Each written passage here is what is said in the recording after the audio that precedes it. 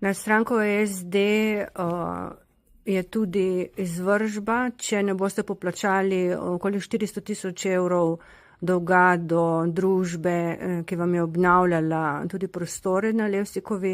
Drži. Lastnik družbe in direktor družbe nam je povedal, da so terjatev prodali, da so si zagotovili likvidnost. Kdo je lastnik te terjatve? Žal pa ne zato, ampak resnično ne vem, ker me to ni zanimalo. Vem, da smo dolžni, vem, da je do konca leta to treba poplačati.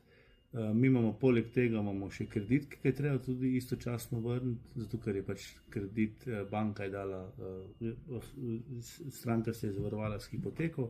Tudi to so te glavna sredstva, ki jih pač moramo s prodajo vrniti, in prodaja nam bo omogočila, da bomo te obveznosti tudi poplačali. Tako da za kam je prodal, pa tega jaz ne vem.